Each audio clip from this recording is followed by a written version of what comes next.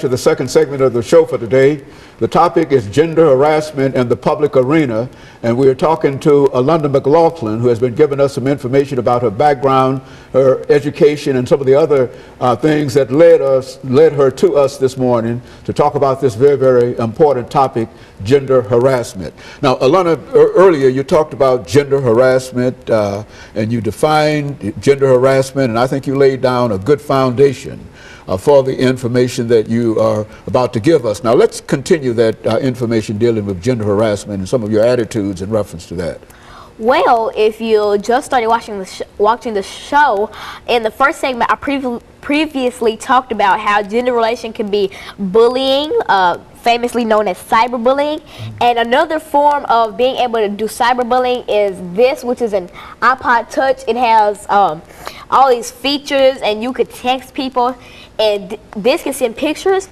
That's another way of cyberbullying, which is like, also there's a thing called sexting, where you send nude photos to certain people, and this lady, she sent nude pictures of herself to her boyfriend, and he sent the pictures to over 2,500 other people.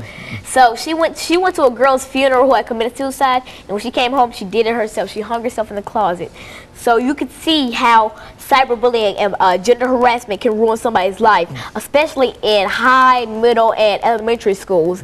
And also in college, like if you hate somebody or grade somebody, that is also counted as gender harassment. So don't get me wrong when I say, even if I just took my fist and just gave you a big boom in the face, that would still be counted as gender harassment. And you really can't disagree with me, because harassment, that's where it all circles. Harassment, bullying, hitting, fighting, beating up, teasing, hanging, lynching, beatings, that all expands from harassment. Harassment, that's it. They all come, and so that's why we wanted to talk about gender harassment in the public arena, so that you did not limit it to just your school situation, and that you could talk about some additional things. What are some of the other instances of gender harassment that you might know of that might be considered international or national?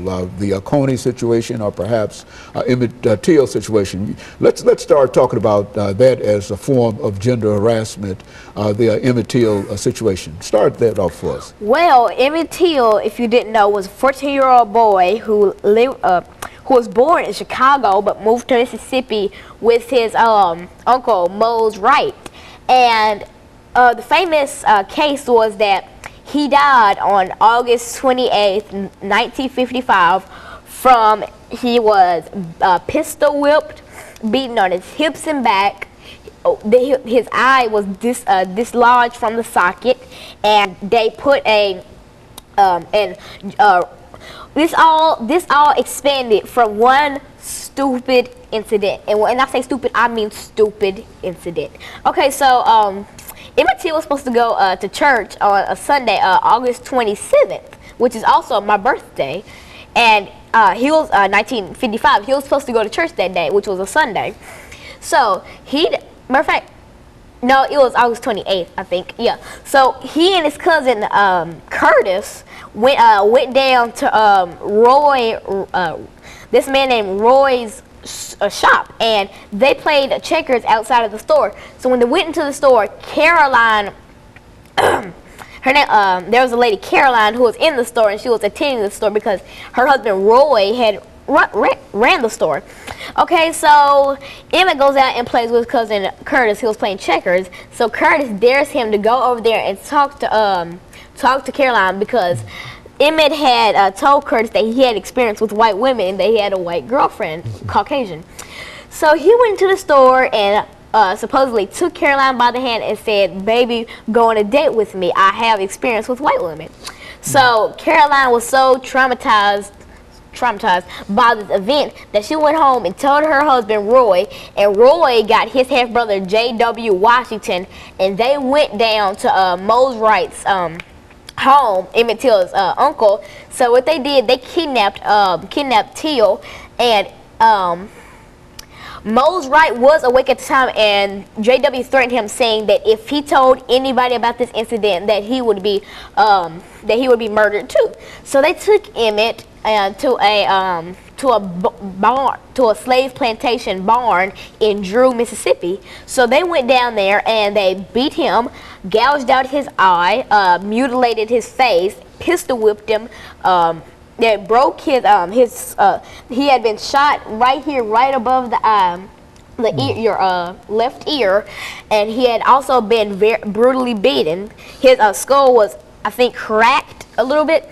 So the thing is, Curtis, his cousin, who I formerly mentioned, who dared him to do this, Curtis was the one who called police to report that Emmett Till had gone missing because he saw what happened with J.W. and Roy.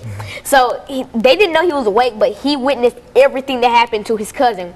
So he called police, and then he called Emmett Till's mother, Mary Till, and she was so like traumatized by this event.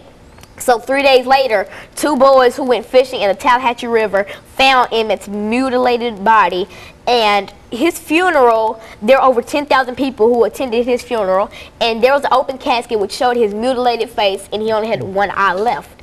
So his mother requested to keep the casket open to see how evil the world was and to see what J.W. and Roy did to her son's body. They mutilated him, like his body just, it even frightened me a little bit. It was just like, how could somebody be so cold-hearted and do this to a 14-year-old boy? Why would he mad if he flirted with a white boy? I guess people were that racist back then, because if somebody dared me to flirt with a white man, of course I wouldn't do it. But back then it was a different thing then. And who would kidnap a 14-year-old boy and gouge out his eye? Who could be so cold-hearted to do this to a 14-year-old boy? Well, but I think you indicated earlier that this had something to do with the National Association for the Advancement of Colored People becoming involved in NAACP. And so what we're going to do, we're going to take our second commercial break, and then we're going to come back and we're going to have you to talk about the NAACP's role in reference to this Emmett Till case. And I think that the information that you've given us in a real sense has sort of laid the foundation and has reinforced this idea that when people talk about gender harassment, they are really talking about people being evil or harmful to people regardless of the gender, the race, or the race, or anything else in reference to that. And of course, we'll take this second commercial break, and we'll be back with our audience following this very, very short commercial break.